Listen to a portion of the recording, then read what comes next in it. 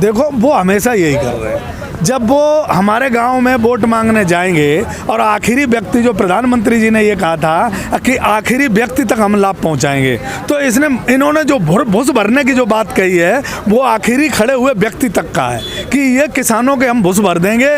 किसानों को बाहुबली अपने आप को दर्शाया है और किसानों के बाल पकड़ते हुए खींचने की जो बात कर रहे हैं वो देखो मानसिकता बीजेपी की अगर बात करोगे तो यही मानसिकता है भारतीय जनता पार्टी की। और मैं भारतीय जनता पार्टी की अगर मानसिकता की बात करते हैं तो हमारे बाबा योगी आदित्यनाथ जी हैं, आए दिन से किस भाषा का बात करते हैं। वो ये कहते हैं कि उत्तर प्रदेश में हम ठोक देंगे, या तो आप बाहर चले जाओ उत्तर प्रदेश से, या आप पुलिस आपको ठोक देगी। तो मैं ये कहता हूँ कि ठोकने में हमारी बहन बेटियाँ भी बहुत सारी आ गई।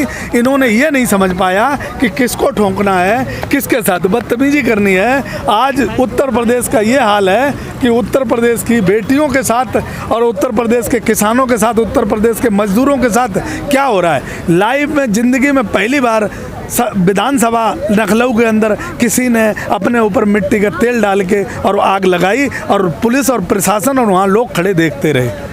आप दो तीन महीने पहले की बात है।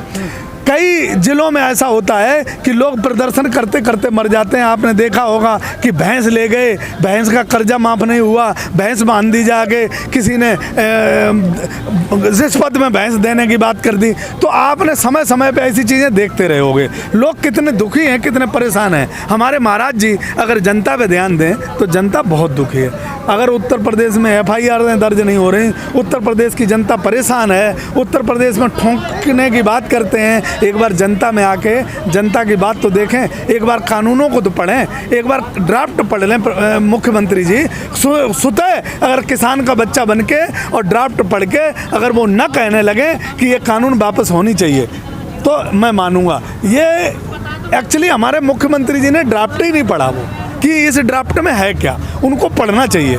और हम प्रधानमंत्री जी को भी कहूँगा कि एक बार वो ड्राफ्ट जो आया अडानी अंबानी के यहाँ से बन के आपको भी पढ़ना चाहिए, कृषि मंत्री जी को भी पढ़ना चाहिए। जो आप वहाँ से जो आया है आप सब कुछ बन के उसी पे आप बोल देते हो कानून है, MSP है, MSP रहेगी। आप कैसे किस भाषा का यूज करते हो? जिस तरीके से उत्तर प्रदेश का चुनाव भी डिक्लेयर होने वाला है, क्या योगी जी को नहीं लगता है कि वोटरों पर क्या असर पड़ेगा? देखो सब कुछ पता है उनको, लेकिन हमारे बाबा जी न जाने किस नशे में, कौन उन्हें फीडबैक देता है, कौन उन्हें समझाता है। उनको सब कुछ पता है कि हमें किसान ने और मजदूर ने और गरीब ने जिताया था और हमें 15 लाख रुपए का लालच था, हमारे बच्चों को लैपटॉप मिलने का लालच था, हमें जो स्मार्ट प्रदेश बनाने का जो सपना दिखाया गया था उसका लालच था, हमारे बच्चों को डबल इंजन की सरकार बन जाएगी तो रोजगार मिल जाएगा, हमें बहुत कुछ मिल जाएगा, हमें बहुत सपने दिखाए गए थे। हमने भी वोट दे दिए। मैंने कहा भाई डबल इंजन की सरकार आएगी, हमारा बहुत कुछ भला कर जाएगी। लेकिन आज स्थिति यह है कि व्यापारी बिजली का बिल नहीं दे पा रहा है क्योंकि बिजली के बिल रेट बढ़ गए और व्यापार चल नहीं रहा है। मजदूर नरेगा में मजदूरी नहीं मिल रही है उसे। कोई जो बच्चों को स्कूल में, आप बताओ मुझे कि स्कूल के अंदर फीस बराबर ली जा रही है, माता पिता को लूटा जा रहा है। वो भारतीय जनता पार्टी के वोट देने वाले या भारतीय जनता पार्टी के कार्यकर्ता जो हैं उनके माता पिता, बच्चों के माता पिता स्कूल में फीस नहीं देते हैं। भाई साहब 2 साल होने जा रहे हैं, वो फीस स्कूल वाले बड़े माफिया फीस ले रहे हैं लेकिन बच्चों को ऑनलाइन क्लास के नाम से ठग रहे हैं। किसान भी, जैसी सरकार अपनी योजनाएं समय समय पर लाती है, किसान भी अपनी रणनीति समय समय पर बदलते रहेंगे।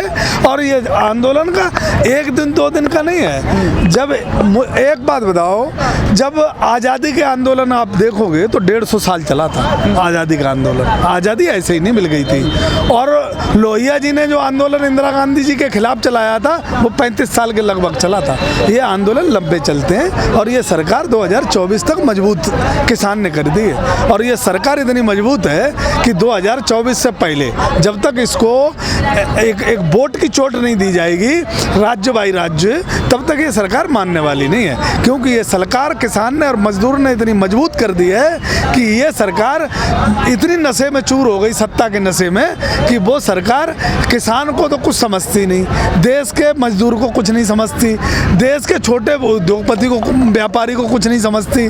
तो इस सरकार के लिए लंबी लड़ाई है और लंबी लड़ाई के लिए किसान तैयार है। लेकिन सोनाली फोगाट ने तो इतने भुंडे शब्दों का इस्तेमाल करा है, दारूबाज कहा है, आपको तरह तरह से आपको नवाजा है। देखो वो कहेंगे, आप मुझे एक बात बताओ, भारतीय जनता पार्टी के हमारे जो मुख्यमंत्री हैं बाबा योगी आदित्यनाथ जी, वो ये बोलते हैं कि ठोक दो। मुझे आप बताओ, उत्तर प्रदेश के अंदर ठोक दो नीति वाली जब हमारे मुख्यमंत्री जी जो इतने संवैधानिक पद पर बैठे हैं और जनता उन पर आसार उम्मीद करती थी, और उनकी भाषा ये है कि हम ठोक देंगे, ठोक दो। तो ये जो जब आप एक मुख्यमंत्री की भाषा और प्रधानमंत्री जी सदन में खड़े होके किसान को आंदोलनजीवी कहते हैं, तो मुझे आप ये बताओ कि ये छोटे जो हैं, जो छोटे उनके सांसद और विधायक और कार्यकर्ता हैं, वो उनकी भाषा ये होनी चाहिए है। क्या कर सकते हैं वो, और तो कुछ कर नहीं सकते।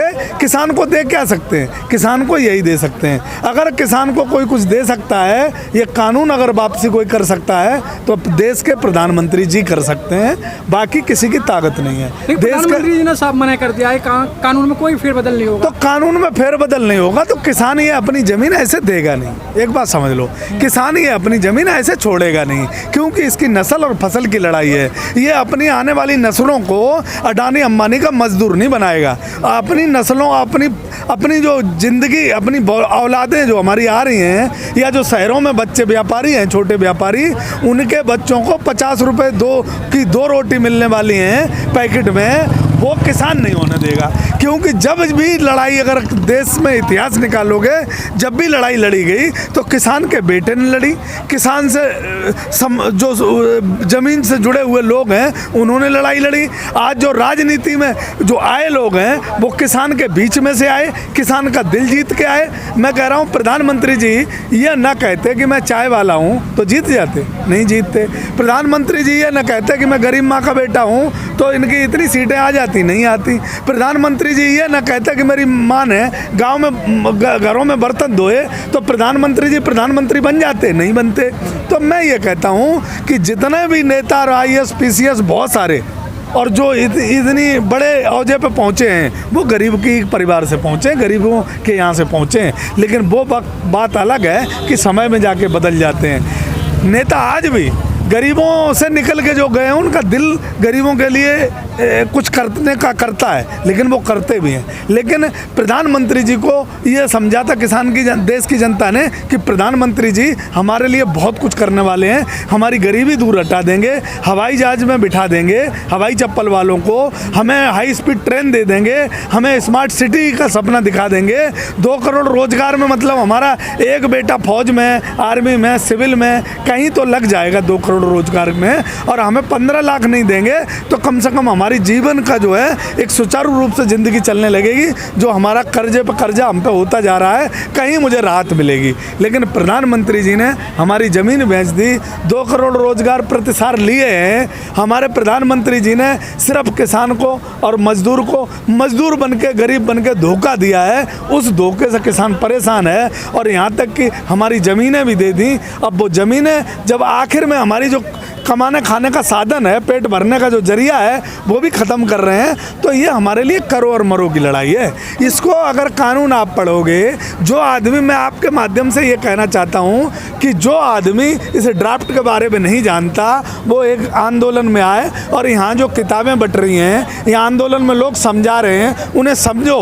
और अगर आप नहीं समझना चाहते हो तो इतना ही आप मत बोलो कि किसान ऐसे ही बैठा है, किसान ऐसे ही नहीं बैठा है। किशन पाल जी, आप समझाने के लिए आपने पूरी दिल्ली घेर रखी है, उसके बाद आप संसद भवन भी, संसद मार्ग भी देखो, फिर मैं आपसे एक बात कह रहा हूँ कि हम संसद मार्ग पे पहुँच गए, दिल्ली घेर रखी है। प्रधानमंत्री जी को बताना चाहते हैं कि प्रधानमंत्री जी ये कानून हमारे लिए ठीक नहीं है। आपने अडानी अंबानी के लिए क्यों कानून पास किया, अडानी अंबानी के यहाँ से क्यों ड्राफ्ट बन के आया, ये एक बार आप चर्चा करके सदन में 4-10 नेता हमारे भी गरीबों के बीच के गए हुए हैं, हो सकता कोई हमारी बात रखता तो उन चर्चा हो जाती, तब ये कानून पास होती। लेकिन कोरोना काल में आपने कानून पास कर दी। 4-6 नेता जो अंदर थे वो अपना शोरगुल मचाते रहे, आपने बाहर फेंकवा दिए, तो दुख होता है।